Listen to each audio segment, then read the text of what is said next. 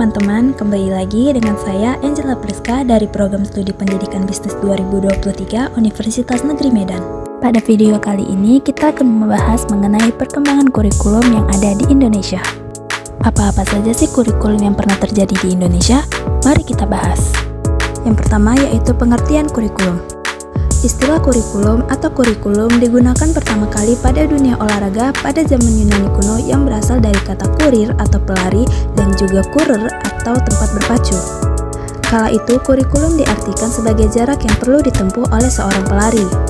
Orang mengistilahkannya dengan tempat berpacu atau tempat berlari dari mulai start sampai finish untuk memperoleh medali atau penghargaan.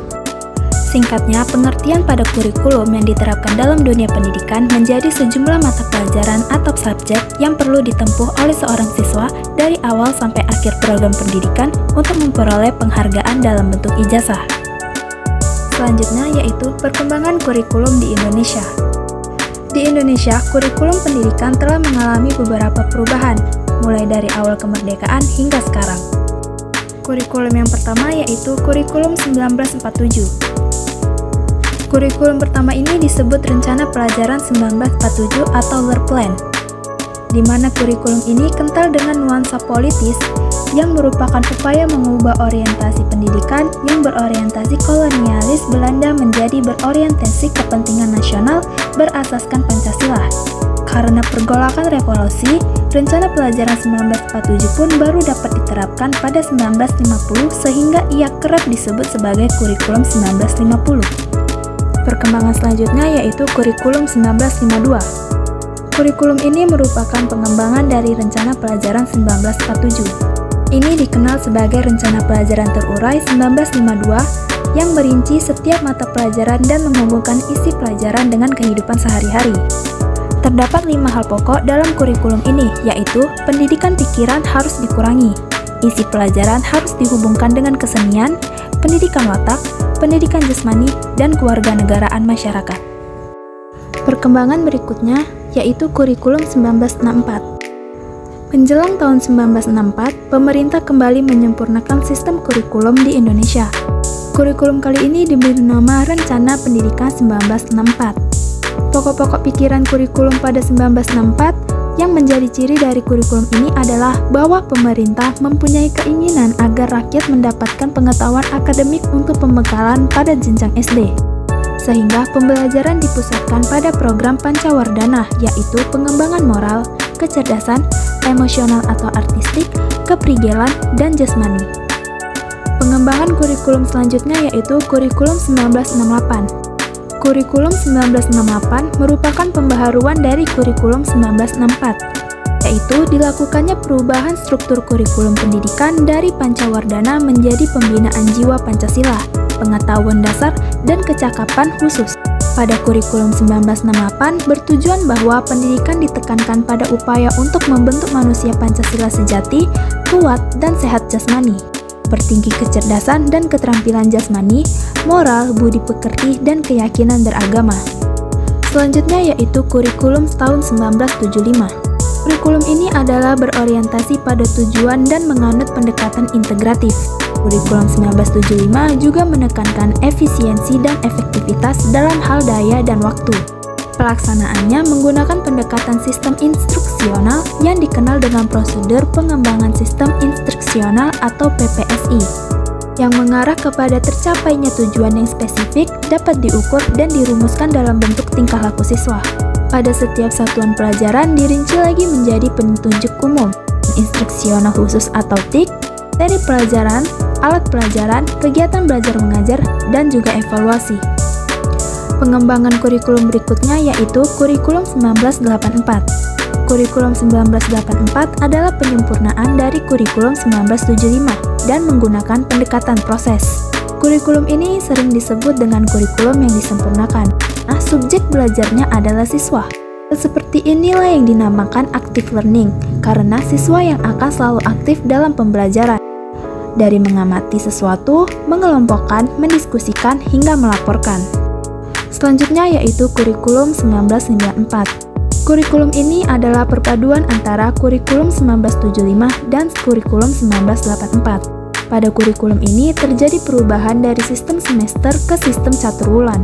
Tujuan pengajaran kurikulum ini yaitu lebih berorientasi pada materi pelajaran dan keterampilan menyelesaikan soal dan pemecahan masalah. Berikutnya yaitu kurikulum 2004. Kurikulum berbasis kompetensi atau KBK, yaitu suatu konsep pendekatan, strategi kurikulum yang menekankan pada penguasaan berbagai kompetensi tertentu.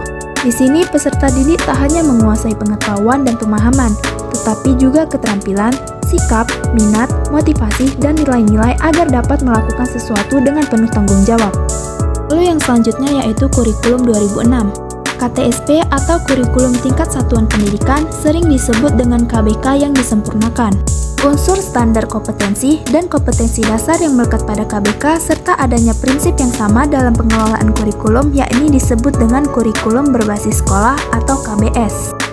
Pada kurikulum KTSP, guru lebih diberikan kebebasan untuk merencanakan pembelajaran sesuai dengan lingkungan dan kondisi siswa serta juga kondisi sekolah berada. Berikutnya yaitu kurikulum 2013. Dalam kurikulum 2013, standar kompetensi lulusan seperti apa yang diinginkan akan membentuk mata pelajaran. Jadi, apa yang menjadi kebutuhan di zaman sekarang dan mendatang itulah yang akan diberikan.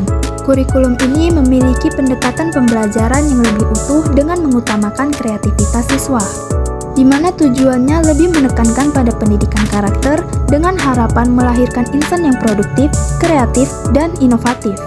Lalu yang terakhir yaitu kurikulum merdeka. Kurikulum merdeka adalah merdeka belajar. Konsep ini dibuat agar siswa bisa mendalami minat dan bakatnya masing-masing. Kurikulum ini berfokus pada pengembangan keterampilan dan pemahaman yang lebih luas, serta memberikan ruang bagi siswa untuk mengeksplorasi minat dan bakat mereka sendiri. Kurikulum merdeka, siswa diberikan kebebasan untuk memilih mata pelajaran yang ingin mereka pelajari, metode pembelajaran yang sesuai dengan gaya belajar mereka, serta proyek atau tugas yang relevan dengan minat mereka. Setelah membahas mengenai pengembangan kurikulum di Indonesia, terdapat dua kurikulum yang saya harapkan dapat diterapkan lagi di Indonesia, yaitu yang pertama kurikulum 1947 dan juga kurikulum 1984. Seperti yang sudah dibahas, kurikulum 1947 ini menekankan pada pendidikan watak, kesadaran bernegara, dan kesadaran masyarakat. Kelebihan dari kurikulum 1947 yaitu yang pertama, mencerminkan kesadaran sebagai bangsa yang berdaulat dan mendudukkan pendidikan. Yang kedua, dapat mempersatukan bangsa Indonesia melalui pendidikan. Lalu yang ketiga, mengadopsi pengalaman pendidikan Indonesia. Dan yang keempat, disusun dengan landasan filosofis masyarakat Indonesia. Namun, pada kurikulum 1947 terdapat beberapa kekurangan. Yang pertama, yaitu pola pengajaran penjajahan. Dalam pengajarannya mengarah pada pola pengajar penjajahan karena masih dalam masa penjajahan kolonial Belanda dan Jepang. Yang kedua, orientasi yang terdapat kurikulum 1947 lebih kepada ranah afektif dan belum mengarah pada ranah kognitif dan psikomotorik. Lalu yang ketiga, titik beratnya pada materi apa saja yang tepat diberikan kepada siswa di setiap jenjang pendidikan.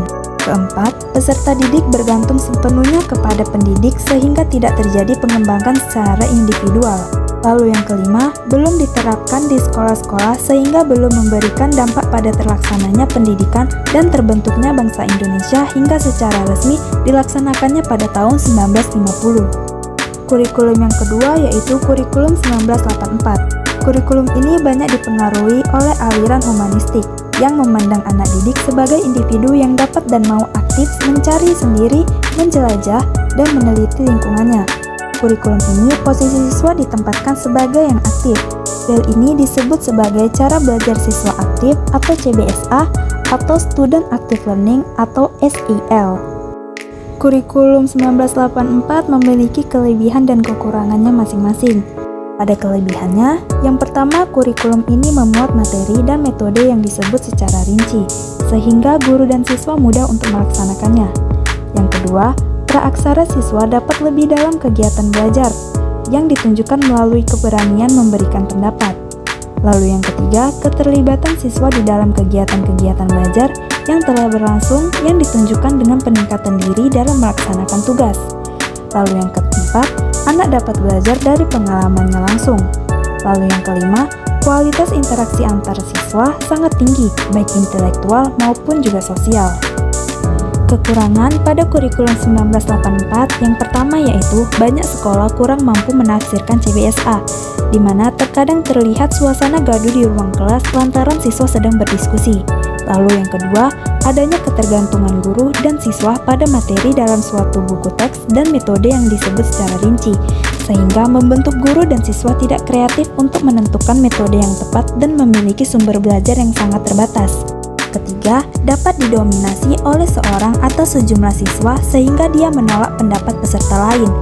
Yang keempat, siswa yang pandai akan bertambah pandai, sedangkan yang kurang pandai akan ketinggalan. Lalu yang kelima, peranan guru yang lebih banyak sebagai fasilitator, sehingga praaksara serta tanggung jawab siswa atau mahasiswa dalam kegiatan belajar sangatlah kurang. Lalu yang keenam, diperlukannya waktu yang banyak dalam pembelajaran, menyebabkan materi pelajaran tidak dapat tuntas dikuasai oleh siswa. Sekian pembahasan mengenai perkembangan kurikulum yang ada di Indonesia. Semoga materi yang dibahas dapat bermanfaat bagi teman-teman semuanya. Terima kasih.